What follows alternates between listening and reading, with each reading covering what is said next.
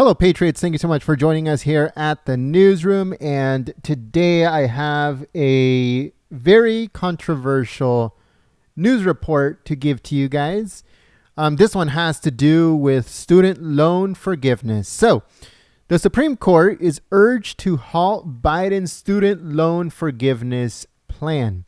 This comes courtesy of GoldenStateTimes.com. Again, that's www.goldenstatetimes.com. So, this situation is controversial because a lot of people are not seeing eye to eye on this.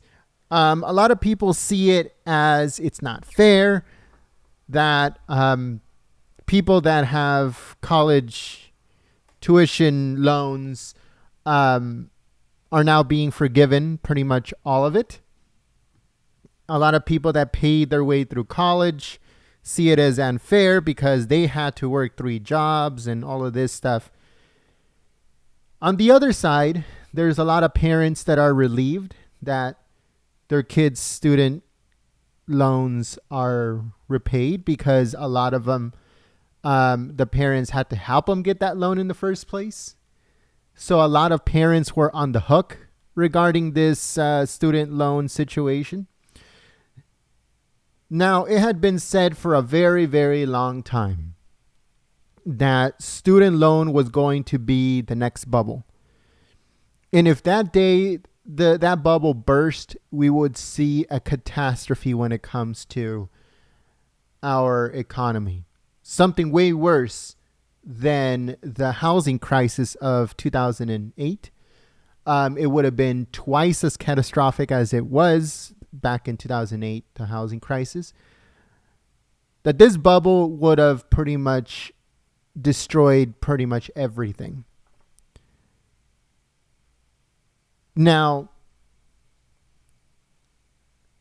let's get into the report, and then we'll talk a little bit more about this whole situation from both sides. But this comes courtesy of GoldenStateTimes.com, and it says a group of Wisconsin taxpayers on Wednesday asked the Supreme Court to block the Biden administration student loan forgiveness program while an appeal plays out in the lower courts. The emergency request, filed to Justice Amy Coney Barrett, a justice that was appointed by President Donald J. Trump, who handles emergency matters arising from Wisconsin, comes shortly after the administration began accepting applications for the program. So the Biden administration has been putting out commercials online, on TV, and all over the place, telling students to sign up to the program so they can get all or almost all of their student loans forgiven. And this barely started, though. This program has barely started. It says that the challengers, the Brown County Taxpayer Association, urged the court to rule that the president's nationwide debt cancellation plan illegally encroaches on Congress's exclusive spending power. And it goes on to say that they said in that lawsuit, quote, the assault on our separation of powers and upon the principle of the spending power is vested solely on Congress. It is extraordinary and perhaps unprecedented. They went on to say, quote, we are witnessing a gargantuan increase in the national debt accomplished by complete disregard for limitations on the constitutional spending authority. It goes on to say that Biden announced back in August that his administration planned to forgive $10,000 in student loan debts for those making under $125,000 annually and $20,000 for recipients of Pell Grants, which assist students from lower income families.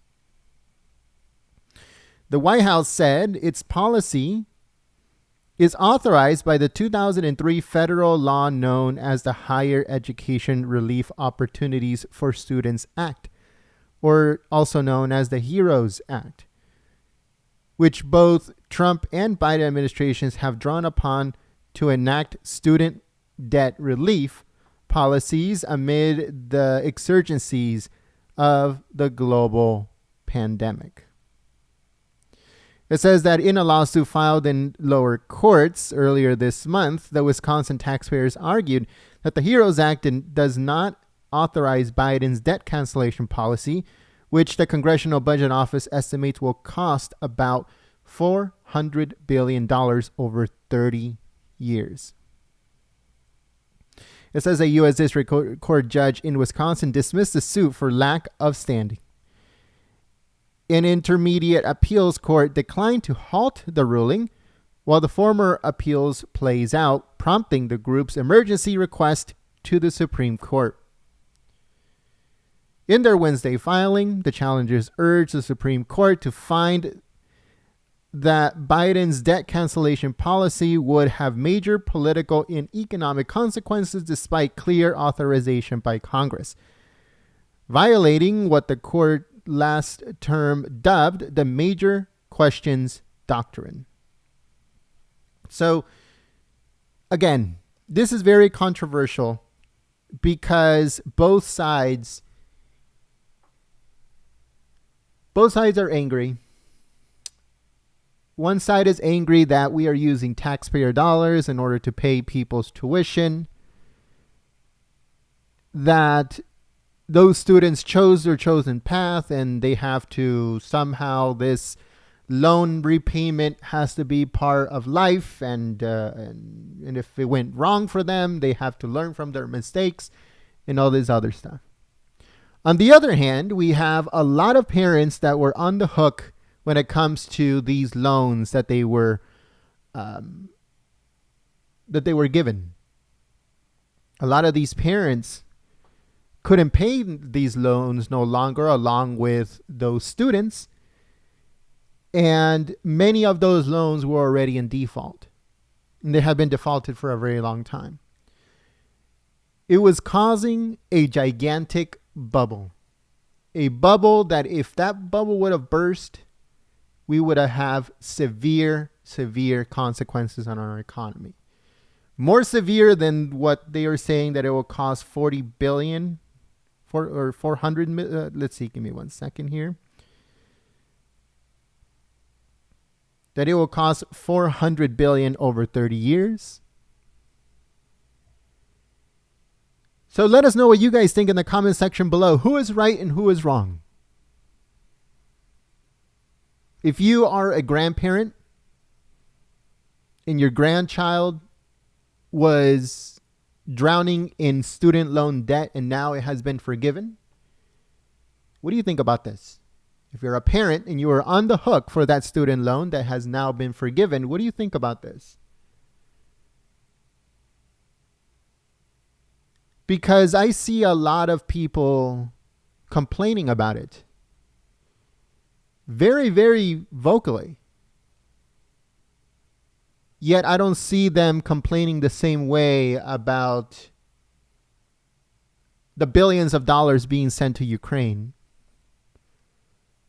or illegal aliens getting free housing, free phones, free internet, free schooling, healthcare, necessities, money and cash. I don't see the same kind of pushback from the same people that are complaining about American students getting their loans forgiven. I myself pay an immense amount in taxes every single year. And I will rather have my tax dollars go to repaying student loans from people that attempted to have a better life through education than for it to go to illegal aliens or other wasteful spending that the federal government does.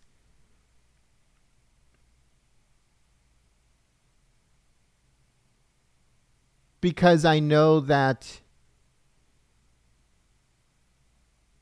that money that is being spent on Americans, and is being spent on people that attempted to better themselves, but because of aggressive loan sharks, let's call them that, and because of lies from other people and school administrators saying, oh, you need to go to college. You need to go to college. If you don't go to college, you're not going to be successful in life.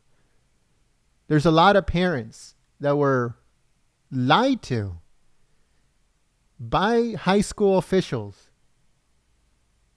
telling them that if their kid doesn't go to college, he's going to be a bum for the rest of his life.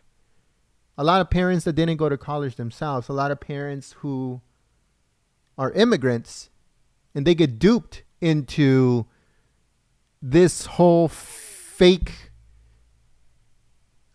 situation that if their kids don't go to college, they're never going to achieve the American dream. And what happens? All those people just end up getting an immense amount of money taken out as a loan at a high interest rate. And then they can't get a job once they graduate. And now they're stuck with that loan. It's a mistake. But if they're going to waste money, I mean, the federal government, if the federal government is going to waste our taxpayer dollars, if the federal government is going to throw money away or burn through money, I would rather it go to American students to repay their loans than for it to go to illegal aliens that don't deserve it, or for it to go to places where it is non-deserving.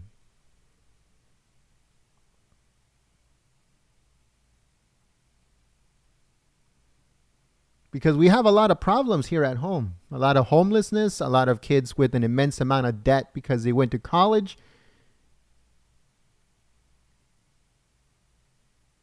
We have really bad test scores here in America. That's where the money needs to go. American students, Americans on the streets.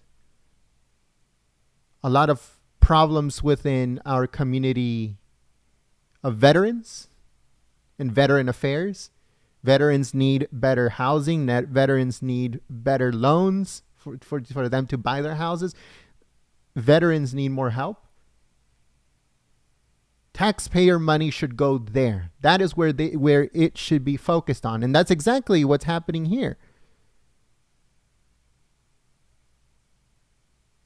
This loan forgiveness could be helping your children, your grandchildren, your nieces, your nephews, your friends, the kids of your friends. So that is what I think. But let us know what you guys think in the comment section below.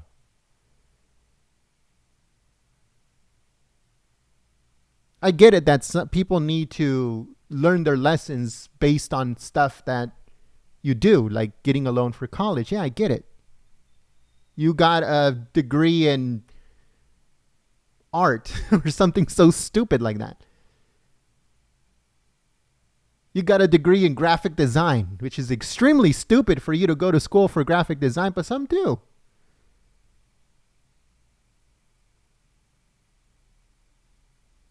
But sometimes people get duped into these things. And they get lied to by school administrators saying, oh, your kid needs to go to college because if he doesn't go to college, he's going to turn out to be a bum.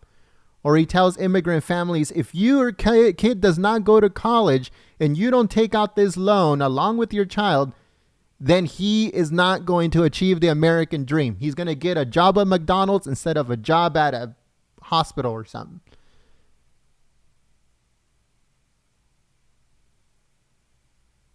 So it's a big debate.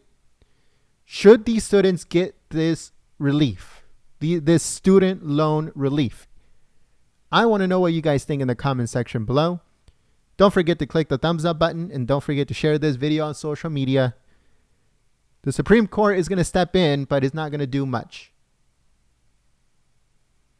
And these kids are going to receive their student loan forgiveness. And let's see how it plays out. But like I said, I would rather my tax dollars go to them than to others that don't deserve it. So let us know what you guys think in the comment section below. Don't forget to click the thumbs up button, share the video on social media, subscribe to the channel, and I'll see you soon. Peace.